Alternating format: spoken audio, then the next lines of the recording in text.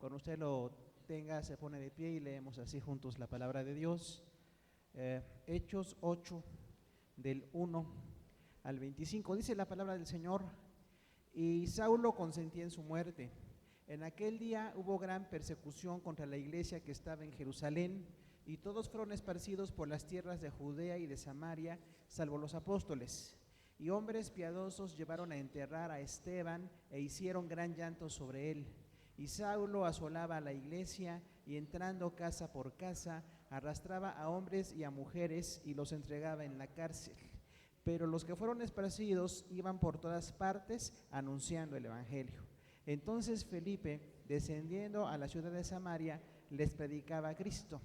Y la gente unánime escuchaba atentamente las cosas que decía Felipe, oyendo y viendo las señales que hacía. Porque de muchos que tienen espíritus inmundos salían de estos dando grandes voces, y muchos paralíticos y cojos eran sanados. Así que había gran gozo en aquella ciudad. Pero había un hombre llamado Simón, que antes ejercía la magia en aquella ciudad y había engañado a la gente de Samaria, haciéndose pasar por algún grande. A este oían atentamente todos, desde el más pequeño hasta el más grande, diciendo: este es el gran poder de Dios. Y le estaban atentos porque con sus artes mágicas les había engañado mucho tiempo. Pero cuando creyeron a Felipe, que anunciaba el evangelio del reino de Dios y el nombre de Jesucristo, se bautizaban hombres y mujeres. También creyó Simón mismo, habiéndose bautizado, y estaba siempre con Felipe, y viendo las señales y grandes milagros que se hacían, estaba atónito. Cuando los apóstoles que estaban en Jerusalén oyeron que Samaria había recibido la palabra de Dios, enviaron allá a Pedro y a Juan, los cuales, habiendo venido, oraron por ellos para que recibiesen el Espíritu Santo, porque aún no había venido sobre ninguno de ellos, sino que solamente habían sido bautizados en el nombre de Jesús. Entonces les imponían las manos y recibían el Espíritu Santo. Cuando vio Simón que por la imposición de las manos de los apóstoles se daba el Espíritu Santo, les ofreció dinero, diciendo: dadme también a mí este poder, para que cualquiera a quien yo impusiera las manos reciba el Espíritu Santo.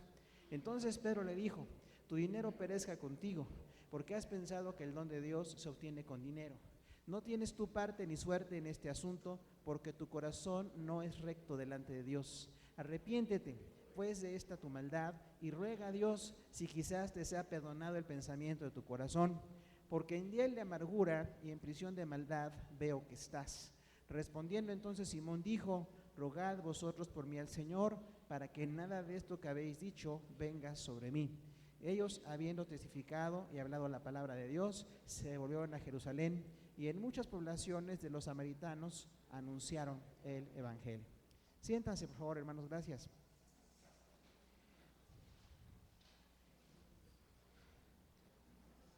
Pues hoy estamos hablando específicamente del tema de que Saulo persigue a la iglesia, así está titulado: Saulo persigue a la iglesia.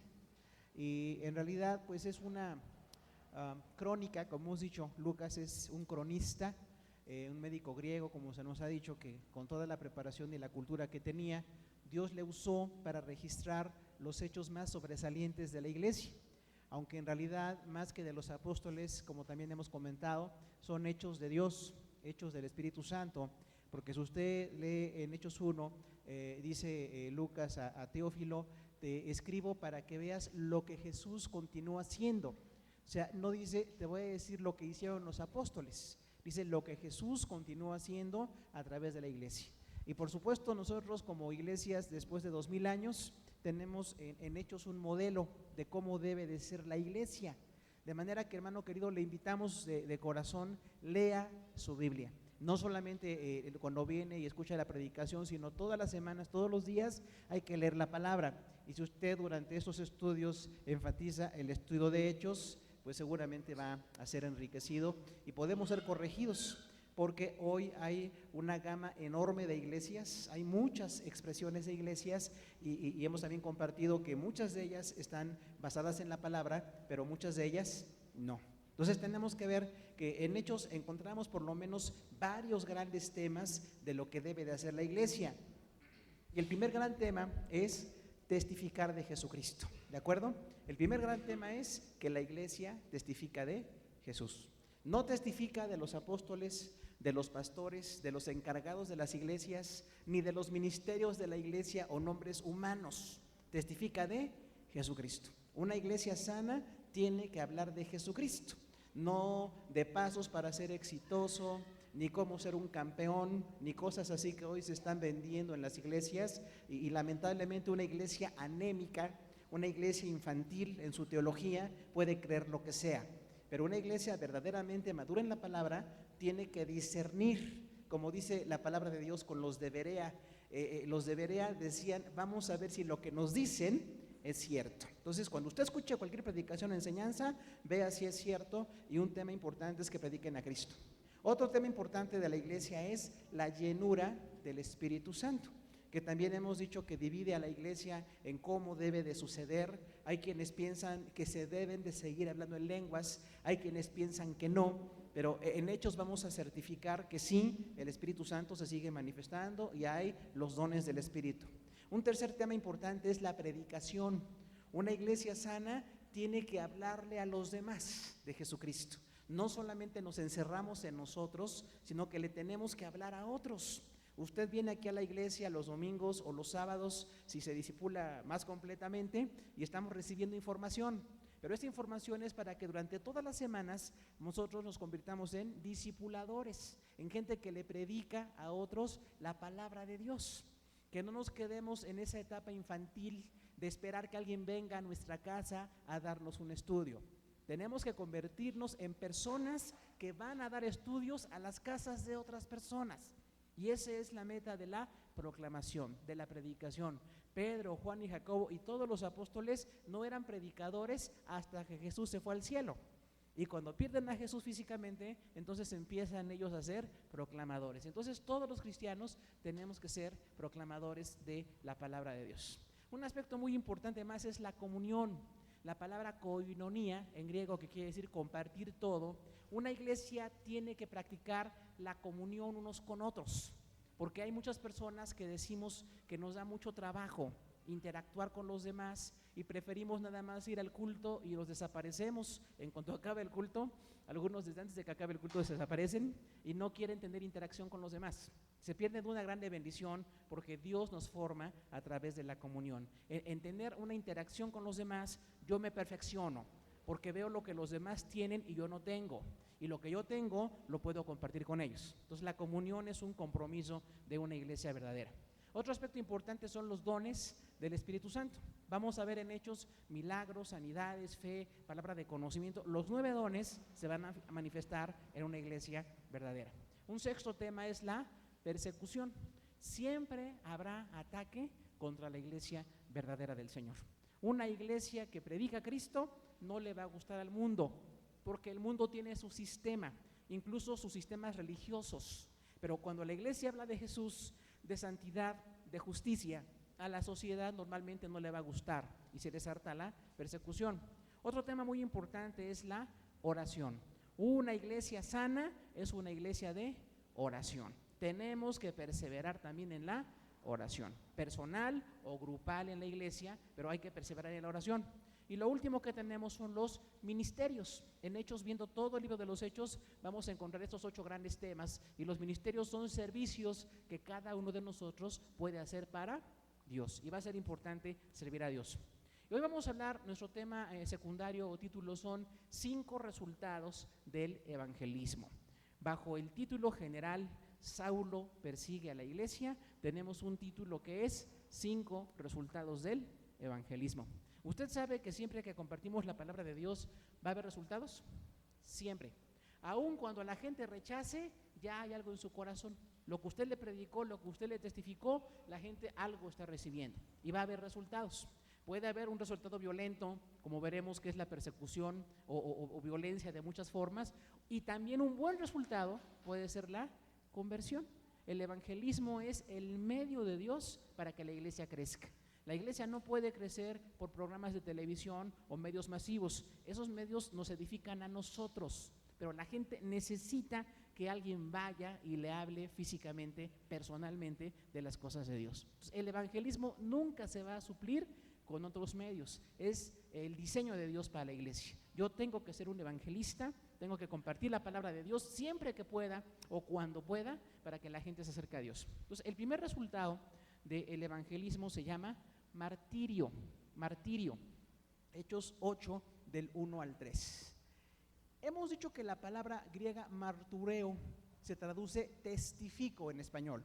Entonces, el idioma griego, que es la mentalidad del Nuevo Testamento, dice que para poder hablar de Dios tenemos que estar dispuestos a dar nuestra vida por Él.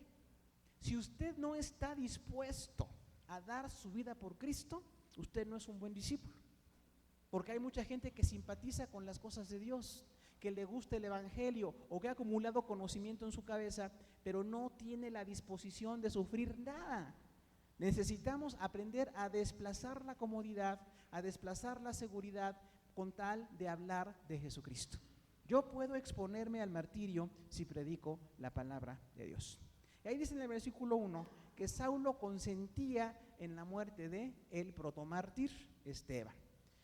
Tenía que haber alguna autoridad de los fariseos cuando lapidaban, cuando apedreaban a una persona. Y la autoridad que estuvo puesta cuando mataron a Esteban fue Saulo de Tarso. Él, como un joven fariseo, intelectual y muy violento, consintió en que mataran a Esteban. Por eso dice la palabra que cuando los que apedrearon a Esteban para matarlo pusieron sus ropas a los pies de Pablo, esto es simbólico, le estaban pidiendo autorización para matar a Esteban. Y cuando Pablo no dijo nada, vio las ropas de ellos ahí, no dijo nada, les dio autorización para matar a Esteban. Eso es cultural, ¿no? Eso es cultural. Entonces, las culturas tienen mucho significado. Y aquí el martirio es un ataque contra la iglesia. Dice que aquel día hubo una gran persecución contra la iglesia que estaba en Jerusalén y todos fueron esparcidos por las tierras de Judea y Samaria, salvo los apóstoles. En realidad, la iglesia es proclamadora de las verdades de Dios. La iglesia no debe de guerrear contra nadie. En cualquier lugar del mundo donde la iglesia predica, predicamos el amor de Cristo, predicamos el perdón, predicamos que Dios renueva a la gente. La iglesia verdaderamente cristiana nunca debe desatar una guerra. A lo largo de la historia tenemos muchos casos de situaciones en que grupos religiosos o políticos o culturales tomaron a Cristo como nombre para hacer guerra. Y decían, pues para proclamar la fe, ahí están las cruzadas, ¿no? Y entonces porque Cristo viva y mataban a la gente. Entonces, hermano, eso es un mal entendimiento del evangelio. Incluso hoy en cualquier parte del mundo donde matan a los cristianos están equivocados. Un cristiano no tiene por qué hacerle daño a ninguna persona de la religión que sea, ni tampoco de cualquier filiación política o de ninguna raza. La iglesia es multicultural, multiétnica. Tenemos que aceptar a todas las culturas y todas las razas. Solo que los que vienen a Cristo cambian su manera de vivir, pero la iglesia nunca puede ejercer violencia. Y lo que dice la historia es que todos fueron esparcidos. Por supuesto, por la historia occidental que nos invade tanto, hemos escuchado lo que hacían los emperadores romanos, ¿no? Los césares. Con tal de tener contenta a cierta población, mataban a ciertos sectores bajos de la misma ciudadanía para decir que había un control. Y entonces uno de los sectores más débiles eran los judíos y los cristianos en ese tiempo. Y lo que dice aquí de Jerusalén, todos fueron esparcidos, ¿se da cuenta? No dice que fueron esparcidos unos pocos o un cierto porcentaje. Todos los que eran cristianos, que ya eran miles, tuvieron que dejar sus casas, tuvieron que dejar sus tierras, porque los estaban atacando debido a su fe como cristianos. Y ahí vemos la estrategia de Dios. Todos fueron esparcidos, salvo los apóstoles. Aquellos 12 apóstoles se quedaron en Jerusalén para seguir predicando la palabra de Dios. Hoy que se habla mucho del evangelio de la comodidad, que a mucha gente le gusta, estamos en desacuerdo total, porque hay tiempos de comodidad, pero también hay tiempos de persecución. Hay tiempos en que puede peligrar nuestra vida y en cualquier país del mundo podemos tener testimonios de cristianos que han sido asesinados, que han sido desplazados de sus comunidades por predicar la palabra de Dios. Entonces, no es cierto que pura prosperidad y que todo lindo y todo bonito, porque en muchas ocasiones el mundo nos cobra la factura del evangelismo. Si evangelizamos, podemos ser perseguidos. Dice el versículo 2 que había una piedad y algunos hombres piadosos se llevaron el cuerpo de Esteban, a quien habían apedreado, lo levantaron de tantas piedras y lo enterraron e hicieron gran llanto sobre él. Mucha gente tenemos la idea de que al morir es importante lo que hacemos con el cuerpo de esa persona. Le tenemos un respeto. Hay quienes creman, hay quienes sepultan, no hay problema con eso. Cualquiera puede hacer lo que sea con un cuerpo en su cultura con tal de que es algo digno. Pero es muy valioso para muchos pensar que después de muerto Esteban, Dios le bendice aún con un buen testimonio. Porque hombres piadosos, no dice quiénes eran, gente que tenía fe en el Señor, va y entierra el cuerpo de este hombre. Entonces hay una bendición, ¿no? En morir para Cristo, no importa si es con violencia, pero al final de cuentas hay gente que toma el cuerpo y lo entierra. Entonces es un detalle de misericordia de Dios. Y dice el versículo 3, Saulo asolaba la iglesia, entrando casa por casa, arrastraba a hombres y a mujeres y los entregaba en la cárcel. Entonces, esto es la fe equivocada. Usted puede poner ahí en su Biblia o donde tome nota, la fe equivocada. Hay una forma de fe que está mal delante de Dios. La gente piensa que está bien. A Saulo desde muy pequeñito le dijeron, nadie merece vivir si se aparta del judaísmo ortodoxo. Si se aparta de los cánones, de las leyes, de los talmudes judíos, lo puedes matar. Entonces Saulo creció con esa mentalidad y cuando llega a ser un intelectual de la fe judía y ve que los cristianos prosperan, empezó a violentarse en contra de ellos. Y en muchos lugares del mundo hay esta forma de violencia en contra de la iglesia. Lo menos que nos hacen es rompiendo los vidrios, ¿no? Golpearnos, robarnos, maltratarnos, amenazarnos. Esto está pasando en muchas partes del mundo. Aunque a veces decimos que aparentemente no hay persecución, sí hay persecución. Porque en muchos lugares hay iglesias donde la gente es atacada por predicar el evangelio. Entonces, esta forma de violencia no está bien entendida delante de Dios. Si usted es cristiano, por favor, no ataque a nadie. Cuando alguna persona disiente de nuestra fe, está en desacuerdo con nuestra fe, lo único que tenemos que hacer es predicarle si quiere escuchar. Y si no quiere escuchar, oramos por él o por ella, pero no podemos atacarle. No podemos golpearle ni amenazarle, porque esa no es la forma en que Dios trabaja. Necesitamos amar a la gente y con el amor del Señor y predicándoles es el camino para que se conviertan. Pero no podemos religiosamente tomar una ventaja y atacar a las personas.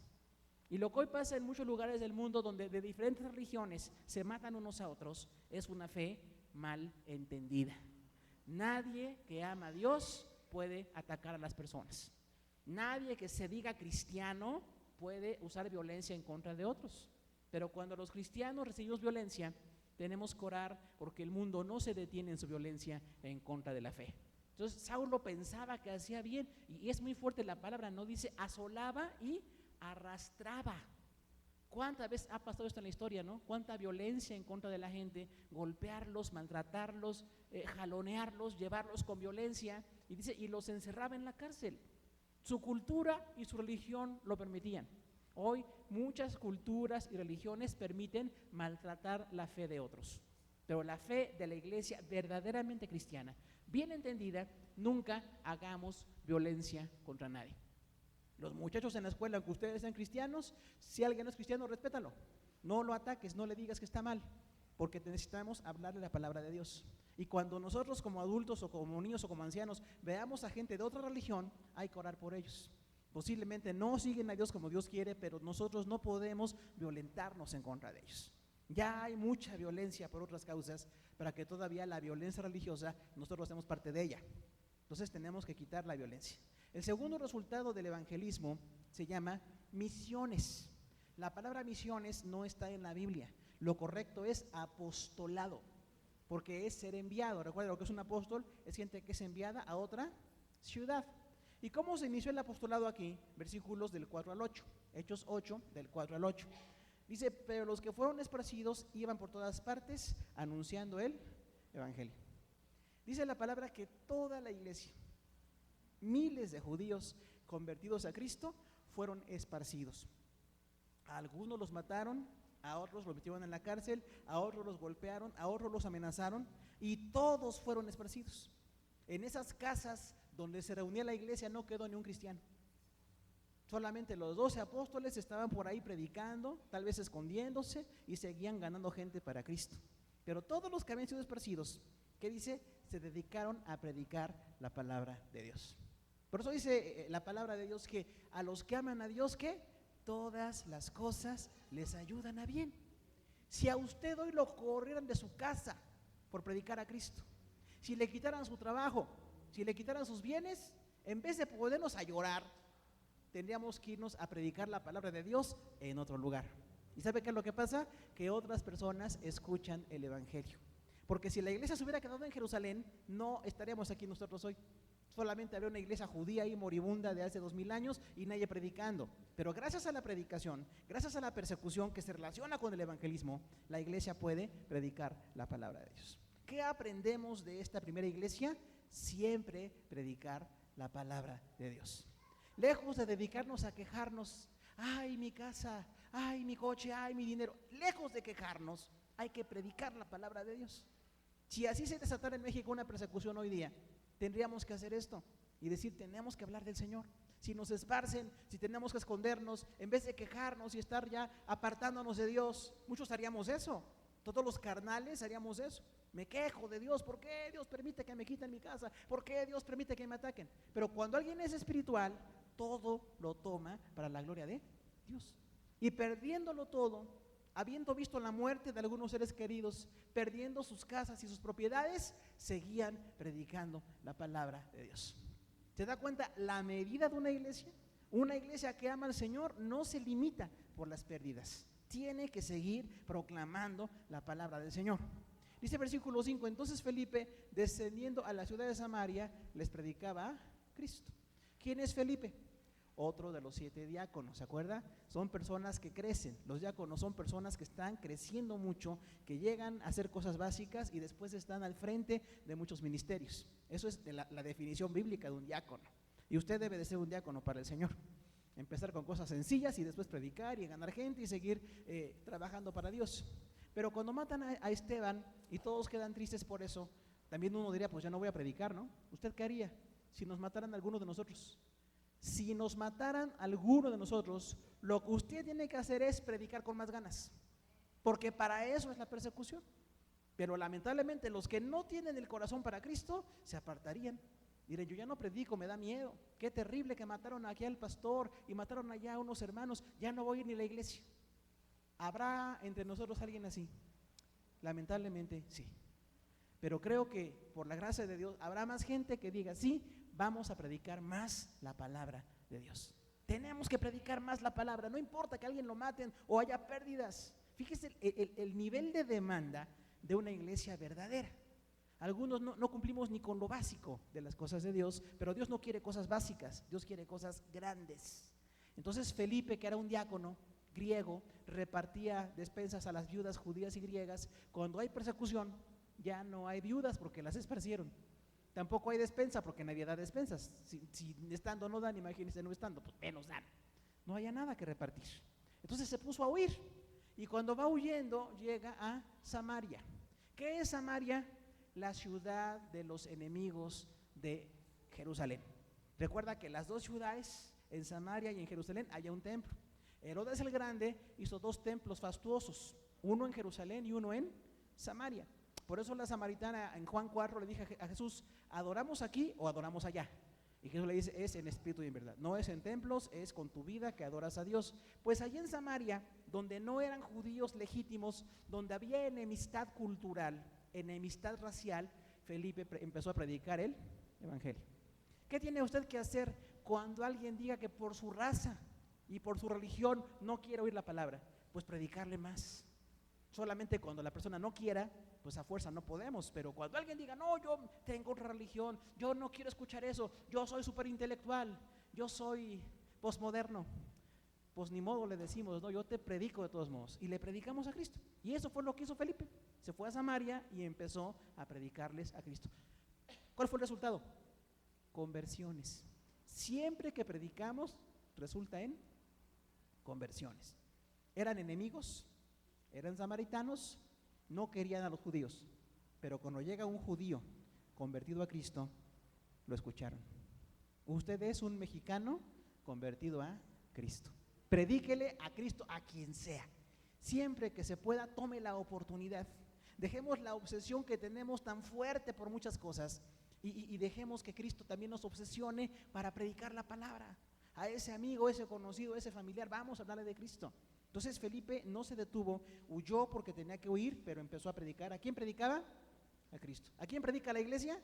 A Cristo. Si usted oye que predican otras cosas, mejor ni vaya.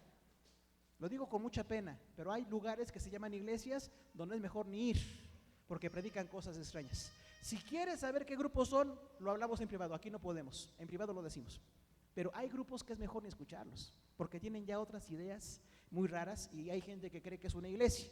Entonces, Felipe estaba predicando a Cristo. Nosotros como iglesia vamos a predicar siempre a Cristo, a menos que nos apartemos de Dios. Pero mientras estemos firmes, mientras haya un cristiano fiel en esta iglesia, aquí predicamos a Cristo.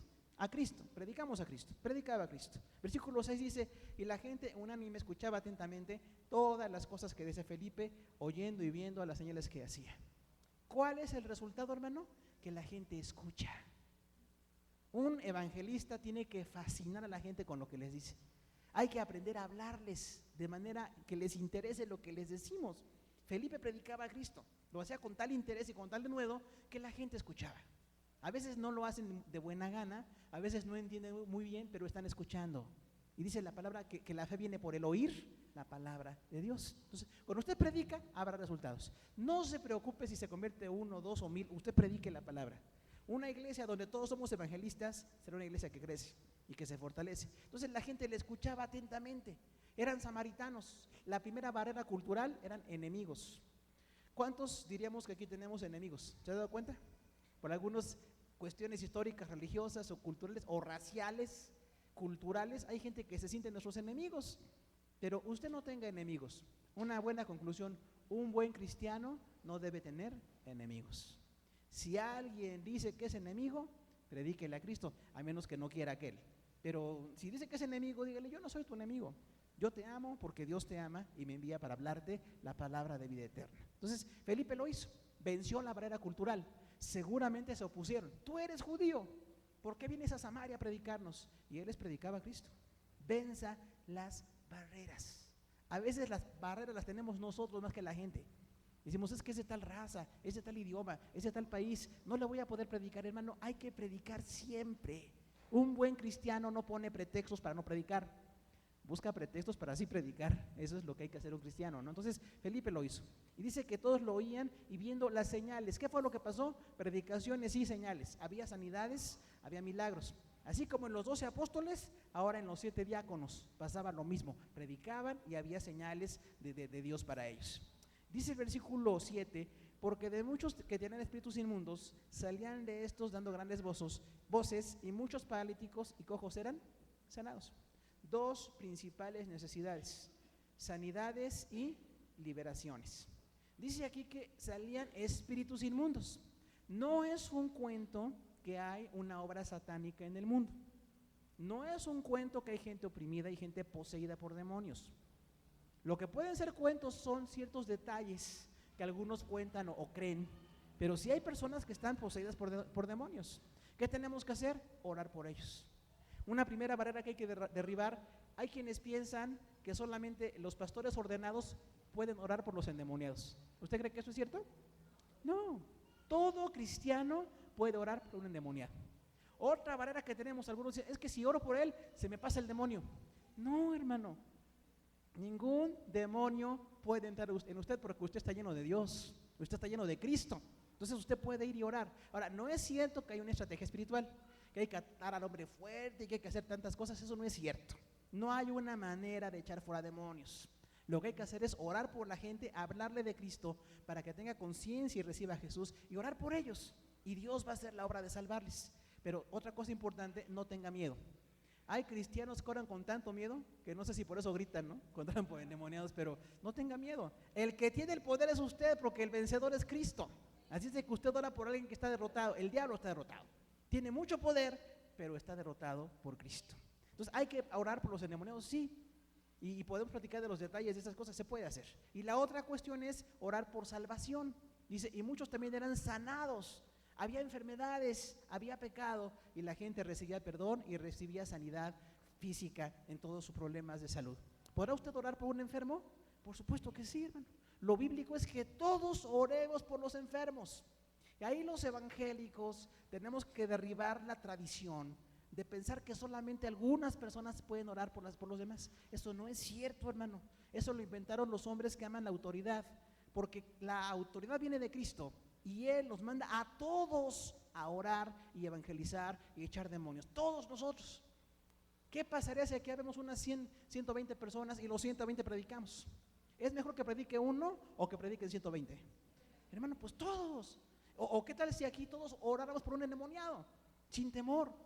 Pues qué difícil es buscar. Hay gente que dice, espérame, voy a ir por el pastor a ver cuándo. No, hermano, no, el pastor vive hasta ojo de agua, no se puede. Está usted aquí, usted ore, usted vaya, usted haga la obra y verá qué bendición será. Yo creo que una bendición muy grande es que todos traigamos hijos espirituales a la iglesia.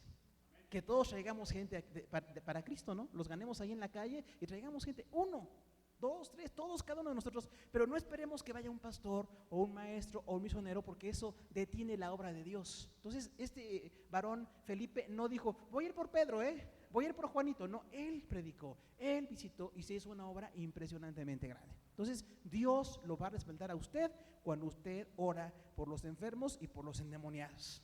Y dice el versículo 8 que había, ¿qué cosa en Samaria? Había gozo en esa ciudad. ¿Por qué?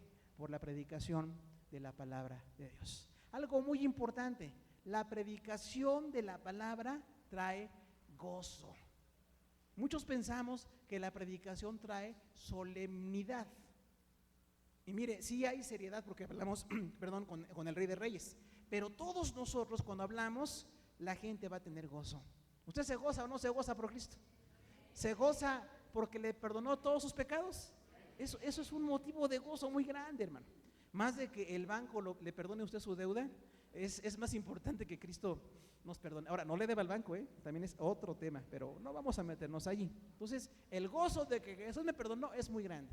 ¿A cuántos Jesús nos ha sanado? Es un motivo de gozo.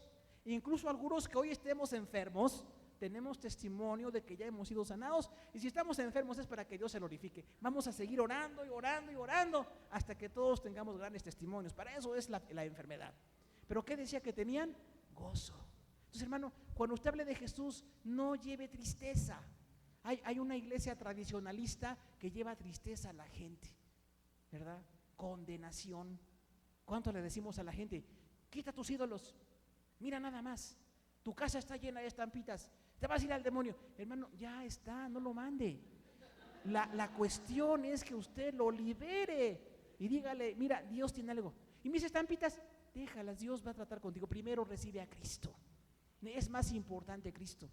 Hay gente que va y quiere que los jóvenes se joten el pelo y que los jóvenes se pongan traje. No, hermano, lo más importante es que vengan a Cristo, ¿se da cuenta? Entonces, hábleles de Cristo.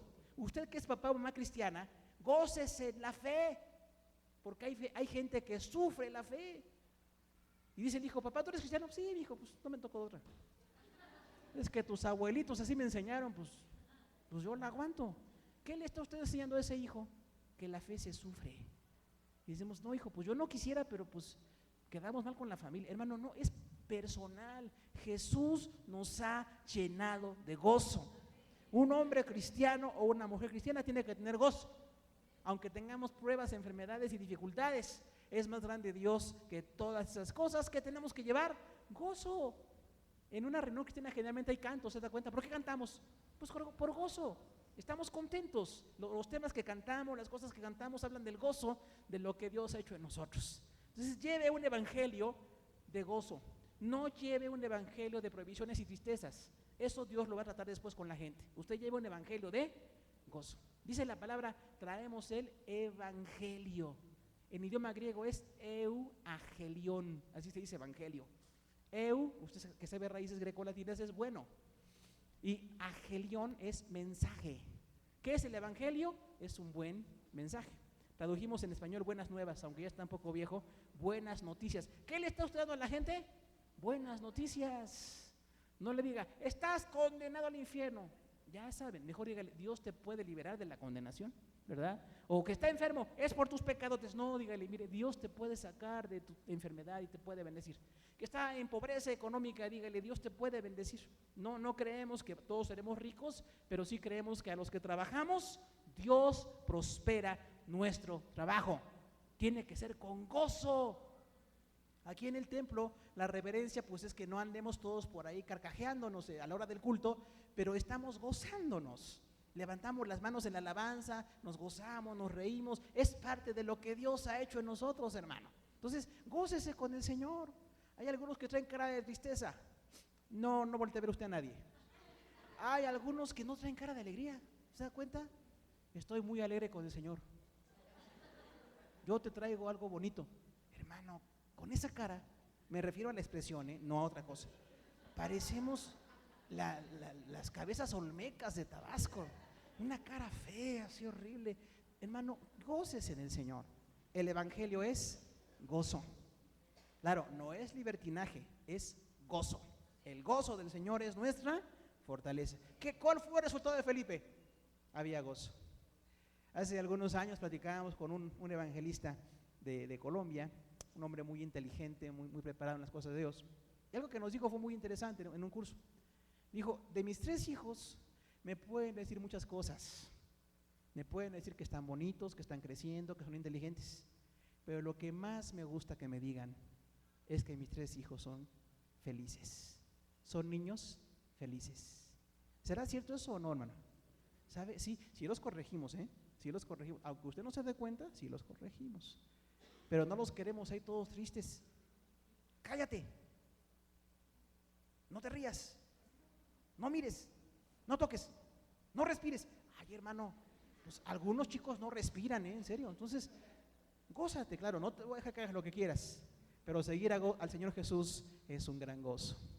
Cuando usted se levanta los domingos a las 8 de la madrugada, véngase con gozo al templo, hermano. No venga con esa cara, ay, hijo, levántate. Es que hoy tenemos actividad en la iglesia. Y ya, no, hermano. O por miedo, ¿no? Hay gente que dice, para que Dios no nos quite el trabajo, pues vámonos, aunque ni ganas tengamos. No, enséñeles el gozo. Un evangelio triste es un triste evangelio. Entonces necesitamos tener gozo. No quito mis pruebas, no quito mis necesidades de mi conciencia, pero por encima de todo tengo el gozo del perdón y la gracia de Dios. Así que cuando evangelice, hágalo con gozo. Y cuando invite a la gente a esta iglesia, dígales que es una iglesia muy alegre. No alocada, pero muy alegre, porque la alegría no siempre es locura, ¿no? Entonces es muy importante. El tercer resultado del evangelismo está de los versículos 9 al 13. Son 5 resultados, así que vamos a salir aquí a las 3 de la tarde. Del 9 al 13, el tercer resultado es conversión. Conversión. ¿Qué es conversión? Cambio de dirección. Todos. El examen lo tienen ahí en la mano. Los que no lo tienen, al rato se los doy, ya tengo todo ahí muy registrado. Entonces, ¿qué es conversión? Cambio de dirección. El evangelio cambia la dirección de la gente. Porque las personas que no siguen a Cristo viven según 1 de Juan, en los deseos de los ojos, los deseos de la carne y la vanidad de la vida. Así vive la gente sin Cristo. Pero cuando estamos en Cristo, ya no podemos vivir así. Entonces Jesús cambia nuestro corazón. Y aquí vamos a hablar de un mago llamado Simón. Dice el versículo 9, había un hombre llamado Simón que antes ejercía la magia en aquella ciudad y había engañado a la gente de Samaria haciéndose pasar por algún grande. ¿La magia es buena? No. Como espectáculo, ¿no? Hoy que dicen también como la tecnología que hay detrás de la magia, pues es un gran espectáculo.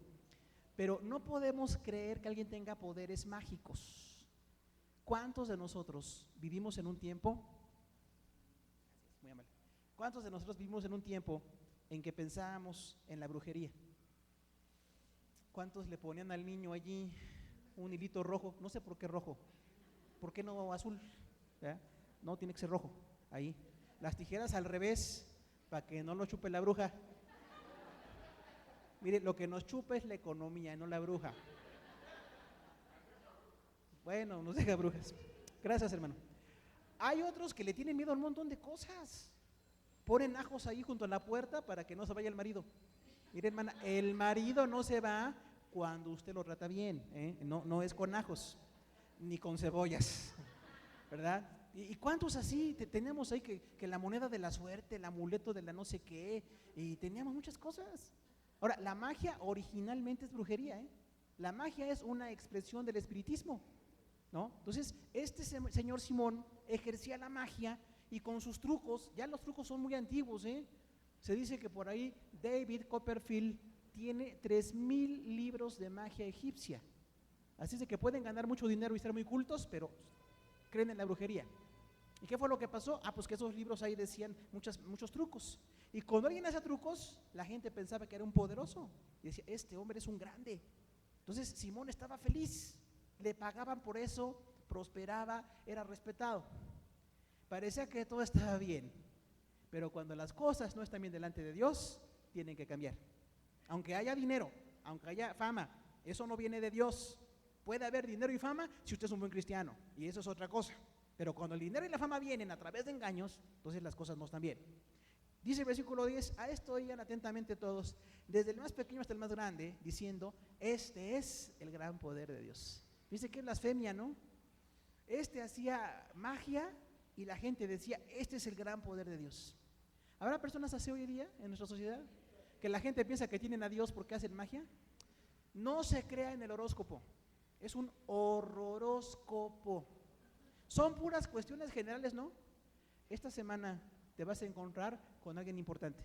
Mire, toda la semana nos encontramos como con 200 personas, hermano.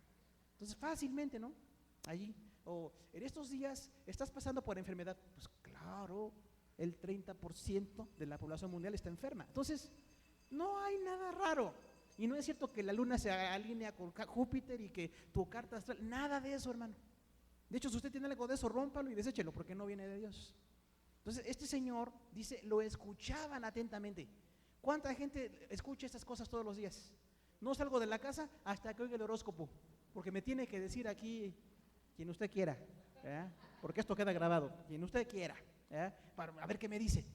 Es tiempo de negocios, hago negocios. Es tiempo de no negocios, no hago negocios. Hermano, no podemos estar atados a esas cosas. Solamente estamos atados al perfecto amor de Dios y a su perfecta voluntad. Entonces no crea nada de eso. Así es que deshágase de todas esas cosas. Cuidado, hoy hay una iglesia muy invadida por nueva era y muy invadida también por cuestiones esotéricas. Eso de decretar y declarar no es bíblico, ¿eh? Aunque lo hagan pastores famosos por televisión, no se puede declarar ni decretar. El único que decreta y declara se llama Dios. Nosotros oramos, pedimos, evangelizamos. Véanlo en la Biblia. ¿Cuándo Pablo decretó, declaró? No. ¿Qué declarar? Predicar el evangelio. Pero eso de que cancelo, ¿cómo que cancelo? Eso es pura metafísica, ¿no? Hace poco estaba ahí una conductora de un programa de televisión y le gustó un actor y dice, ay, decreto, porque le gustó el muchacho, ¿no? Entonces, aunque usted decrete, no decrete, conviértase. Si usted se convierte, Dios le va a dar la mejor persona. Los que son solteros, les va a dar la mejor persona. Si usted no tiene dinero, trabaje y ore y verá que Dios le va a prosperar. Nada de que andar cancelando, ¿no? Porque si hay gente que dice eso, hay gente, no, cancela tus palabras. ¿Cómo cancela? Si Jesús dijo, en el mundo tendrán aflicción, ¿lo dijo o no lo dijo? Y alguien le dijo, cancela. Iglesia, sean analíticos de lo que escuchan. Hay mucho de metafísica en grandes predicadores que hoy son famosos. Y caen de predicar y luego empiezan a sacar otras cosas y libritos y hacen sus grupos. Y en las librerías cristianas tienen ahí cantidad de cassettes, pero miren, ni para verlos, más bien para estudiarlos, ¿no? Pero el único que puede declarar y decretar se llama Jesucristo. Yo no cancelo nada, tampoco que lo atraes con tus palabras. No, imagínese a Dios sujeto a mis palabras. Que yo digo algo malo, me viene lo malo. No me viene lo malo, me viene lo que Dios quiere porque Dios así lo diseña. Pero yo tengo que aprender a orar y a hablar delante de Dios y a proclamar su palabra. Pero nada de cancelar y no decretar, porque hay un montón, hermano, de brujería pseudoevangélica. No sé si es pseudobrujería o pseudoevangélica o las dos cosas, pero no escuche esas cosas, ¿eh? Dios no está sujeto a lo que yo declaro. Dios no está sujeto a nada. Él es soberano. Y lo que yo tengo que conocer es su palabra para conocerlo a Él. Pero bueno, este hombre Simón el mago, tenía la gente engañada. Dice el versículo 11, estaban atentos porque con sus artes mágicas les habían engañado por mucho tiempo. ¿Cuánto tiempo engañan los malos? Mucho, mucho tiempo. Nosotros que vivimos en la brujería, en espiritismo, en idolatría, ¿qué fue lo que pasó? Por mucho tiempo pensamos que estábamos bien, ¿no? Por mucho tiempo. Pero cuando llega Cristo, el evangelio es liberador, hermano. Nada de declarar ni de decretar, ni andar con miedos. Tampoco ponga por ahí andando ungiendo con aceites y con condiciones. No, no, no, no, no, no. Nada más oramos a Dios. Lo que dice la Biblia lo hacemos. Lo que no dice la Biblia no lo hacemos. ¿De acuerdo? Porque a veces hay cada cosa, hermano, que nos han decretado y cancelado. Ojalá no nos cancelen la tarjeta bancaria, porque eso sí está duro. Pero bueno, dice aquí que los tenía engañados por mucho tiempo. Versículo 12, pero cuando creyeron a Felipe, que anunciaba el reino de Dios y el nombre de Cristo, ¿qué anunciaba a Felipe? El reino de Dios y el nombre de Cristo. No anunció decretos ni cancelación, no, se anuncia el reino de Dios. Dios gobierna por encima de todo. Ese es el reino de Dios. ¿Y a quién la predicaba? A Jesucristo. Ni siquiera dijo, yo vengo de Pedro y de Juan. No, no, no, les vengo a hablar de Cristo. Algo muy importante. Nosotros traemos la gente a Cristo y traemos a Cristo a la gente. ¿Se da cuenta? Porque la gente no tiene a Cristo. Tiene ídolos, tiene imágenes, pero no tiene a Cristo. Usted es un portador de Cristo a la gente. Cuando llega y evangeliza, que tengo problemas, que hay situaciones, yo te traigo a Cristo. La solución siempre será Cristo. Y una gente fiel y llevarlos a su iglesia, a una célula, a hacer células de predicación. Eso es lo que tenemos que hacer para que la palabra de Dios prospere. Y dice ahí que cuando oyeron a Felipe que predicaba esto, se bautizaron hombres y mujeres. El bautismo es un acto de fe donde la gente testifica que recibió a Jesús. Entonces, ¿qué hizo Felipe? Ganar gente. ¿Qué tiene usted que hacer cuando hay crisis? Ganar gente. Quejarse menos, no caer en la autocompasión y ganar gente para Cristo. Estoy muy enfermo, pero estoy ganando gente para Cristo. Estoy sin dinero, pero estoy ganando gente para Cristo. Tengo muchos problemas, pero estoy ganando a gente para Cristo. Esa es la medida de un cristiano. Entonces se tiene que hacer. Y dice ahí de Simón, versículo 13, y también creyó Simón, este mago.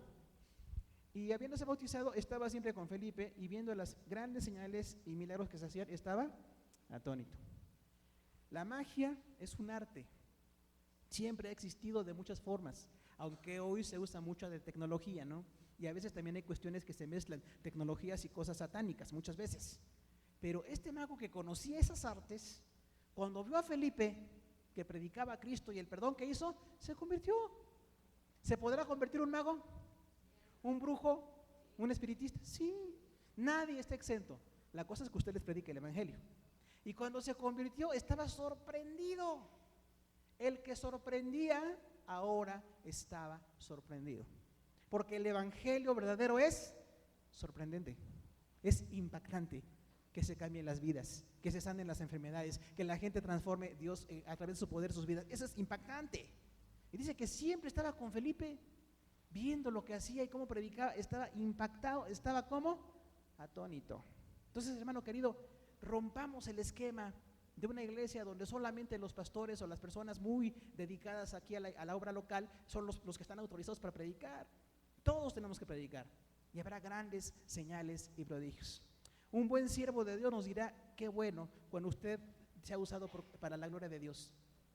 Entre nosotros no puede caber el celo, ¿no? Porque hay algunos que piensan, no, yo soy aquí el más grande, solamente yo puedo orar por los enfermos, que nadie ore más impactantemente que yo tengo que ser. Eso es puro egoísmo, hermano. Hay mucha egolatría, en el grupo evangélico hay mucha egolatría. Dios usa grandes hombres y grandes mujeres porque se dejan usar por Dios, pero Dios quiere usarnos a todos.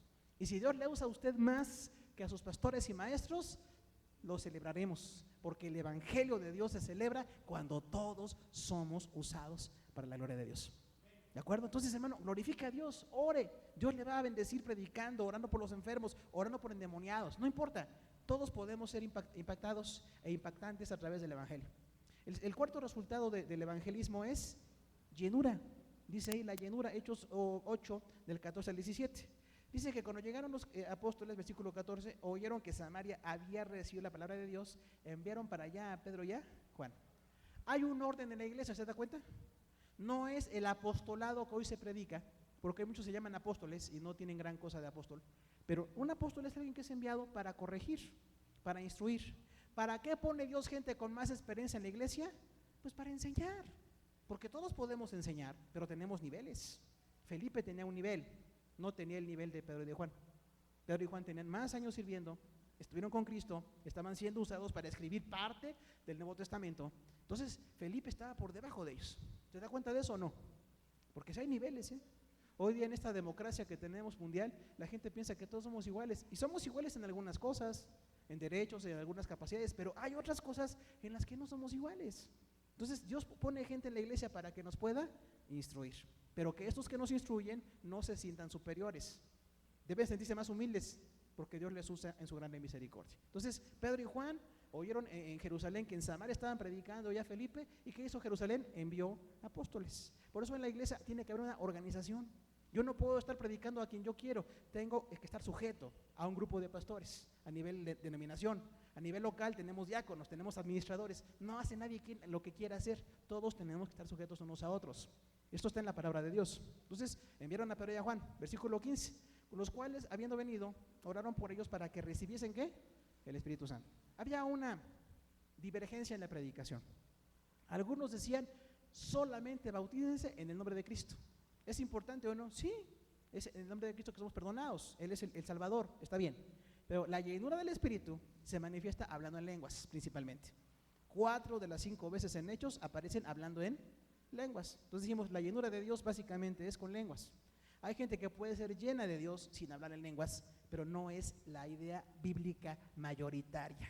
Es que Dios tiene misericordia y quienes no hablan en lenguas pueden ser llenos. Pero el plan original es hablar en lenguas. Dice aquí, ¿a qué fueron Pedro y Juan? A decirles, tengan la llenura del Espíritu Santo. Entonces, ¿es importante o no es importante? Estos predicadores que dicen, hay que orar para que leemos en lenguas, están en lo correcto. No es correcto forzar a la gente ni lastimarla, pero hay que orar a Dios para que nos llene con su Espíritu. Eso está bien. Y dice ahí, no habían recibido, versículo 16, ninguno de ellos el Espíritu, sino que solamente habían sido bautizados en el nombre de Jesús. ¿Es claro? Es claro, es claro. La palabra es muy clara, ¿no? Dice versículo 17, entonces les impusieron las manos y recibían el Espíritu Santo.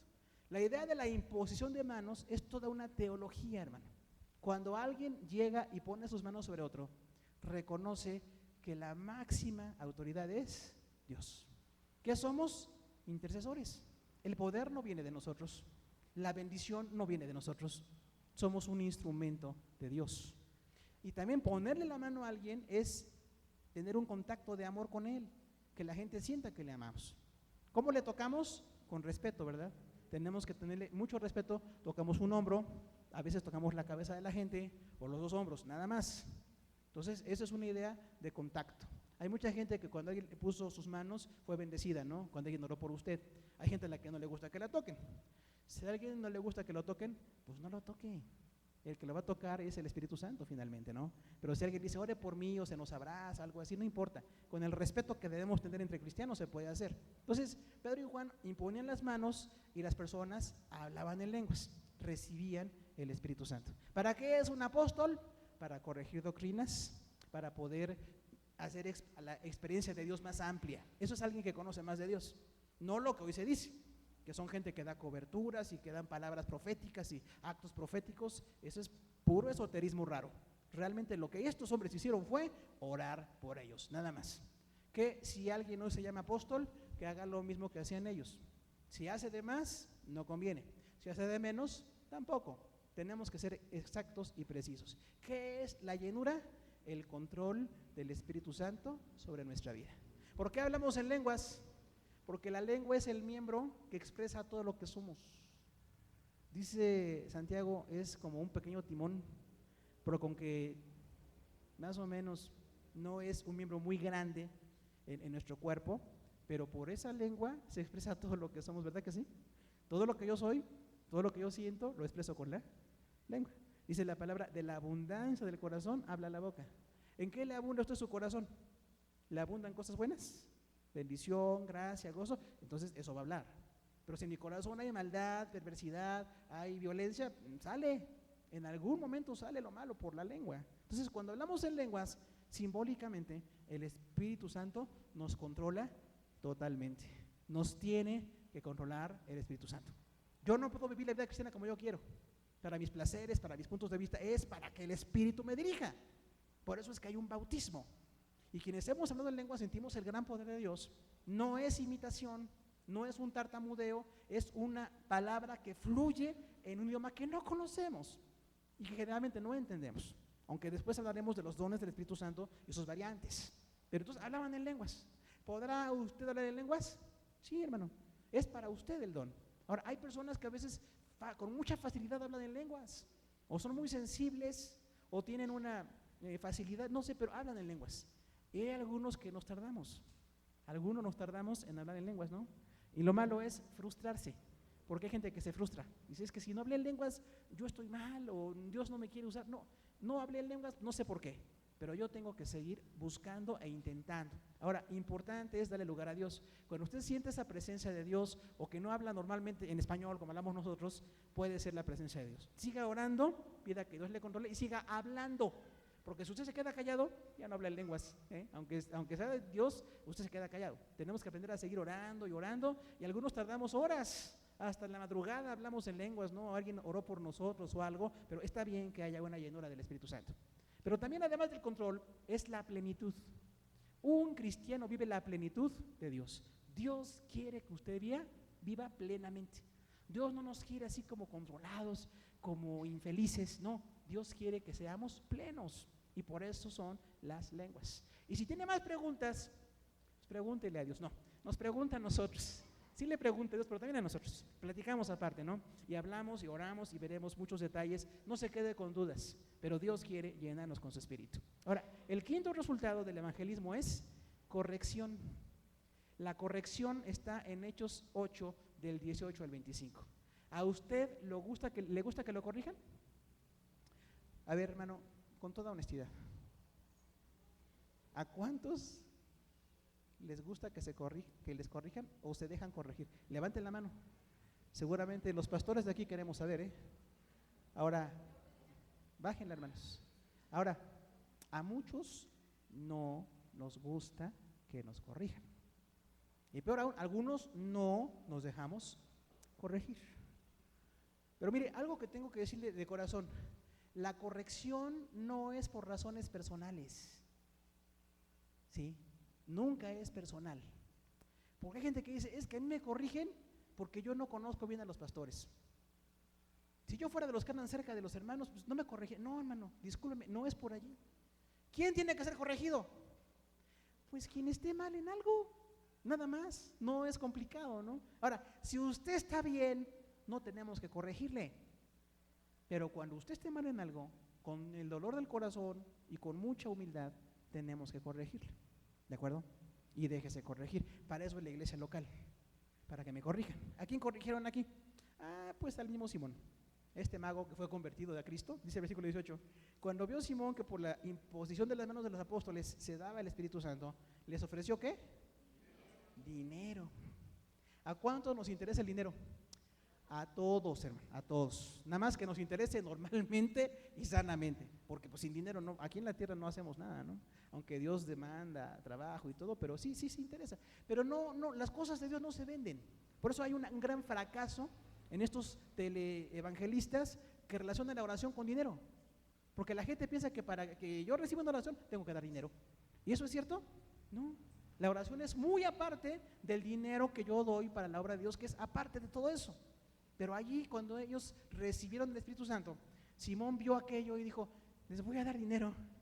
Y dice ahí versículo 19, diciendo, denme a mí también este poder, para que a cualquiera a quien yo le imponga las manos reciba el Espíritu Santo. ¿Cómo seguía pensando Simón? Como un mago. Sí, pensó que era un truco. Y dijo, bueno, si ustedes tienen ese poder para que cuando ustedes ponen manos la gente habla en lenguas, pues les voy a dar dinero y ustedes me dan el poder. ¿Cuál era el error? El poder no está en los apóstoles, el poder está en Dios. Y segundo error, no se vende.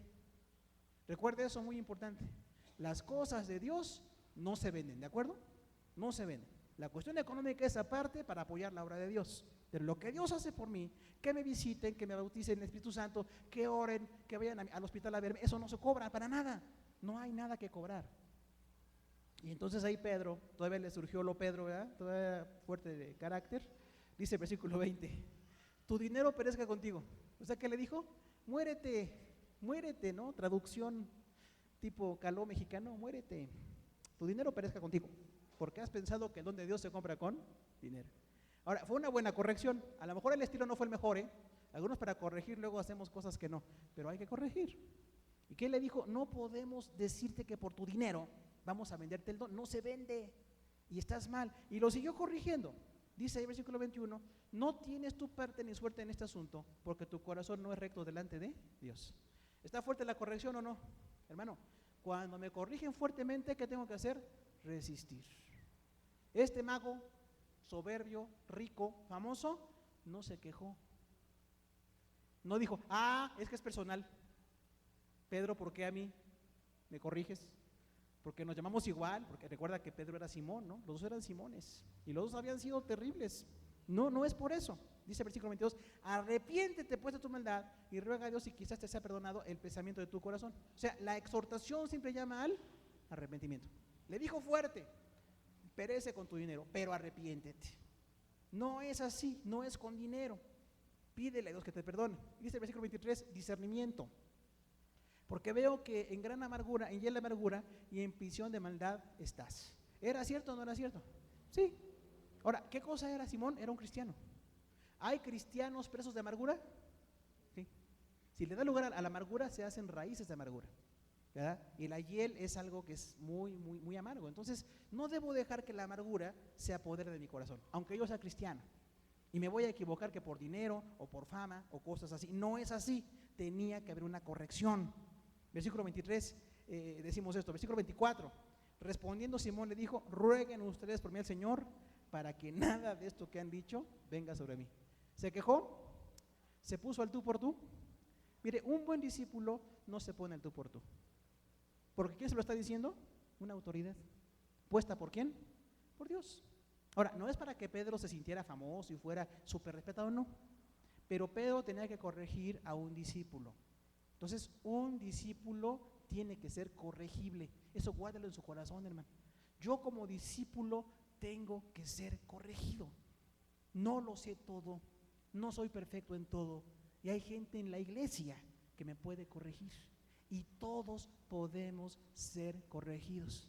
Pastores, maestros, diáconos, ancianos, todos podemos ser corregidos.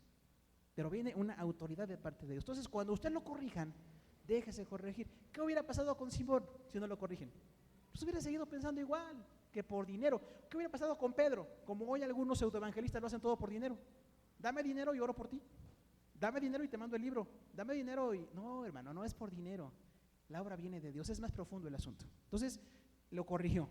Y dice el versículo 24 que fue muy humilde. Entonces ahí Simón dijo, oren por mí para que nada de esto me acontezca, que estoy en prisión de maldad y que perezca con mi dinero y no, por favor, oren por mí. Yo le quiero decir, si usted no se deja corregir, se va a ir al mundo. Un cristiano que no se deja corregir, regresa a lo de antes. ¿Por qué? Porque no le interesa que lo corrijan. Entonces, vamos a ver, si me tienen que corregir, voy a dejar que pase porque es el plan de Dios. Ahora, si me corrigen fuera de la palabra de Dios o alguien que no tiene autoridad de parte de Dios, ese es otro asunto que no vamos a tocar ahorita, pero podemos tocarlo aparte. Dice el versículo 25, entonces Pedro y Juan, habiendo testificado y hablado la palabra de Dios, se volvieron a Jerusalén y en muchas ciudades de los samaritanos, ¿qué hicieron? Anunciaron el evangelio. Si hay apóstoles el día de hoy, ¿qué tienen que hacer? Predicar la palabra de Dios. ¿Corregir con qué?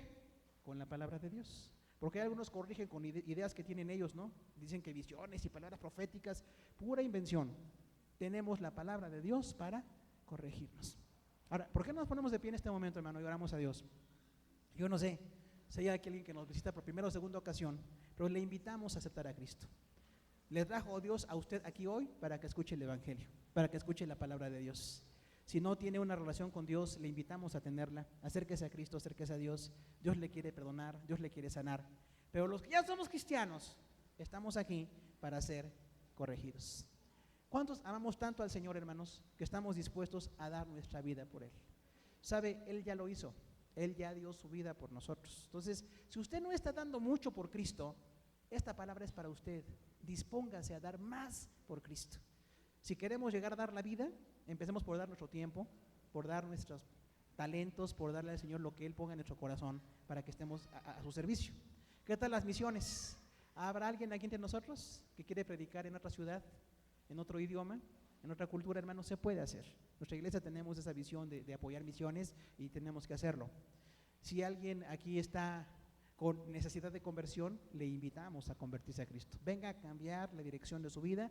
Cristo puede cambiar la dirección de su vida. Si queremos la llenura del Espíritu Santo, incluido el hablar en lenguas, podemos clamar al Señor, alabarle, es para nosotros. El Padre quiere bendecirnos con esto. Y lo último es la corrección. Si usted quiere ser corregido cuando lo requiera, lo será. Si no lo requiere, no le corregiremos, porque tenemos que estar basados en todo, en la palabra de Dios. Vamos a orar a Dios ahí en su lugar, aquí en el altar, donde usted quiera, pero queremos orar al Señor. Padre Santo, en esta tarde te damos las gracias por tu palabra, que es profunda, Señor, que es preciosa. Gracias por este libro de los Hechos, Señor, que es, sin lugar a dudas, el modelo de la iglesia, como hemos dicho, Señor.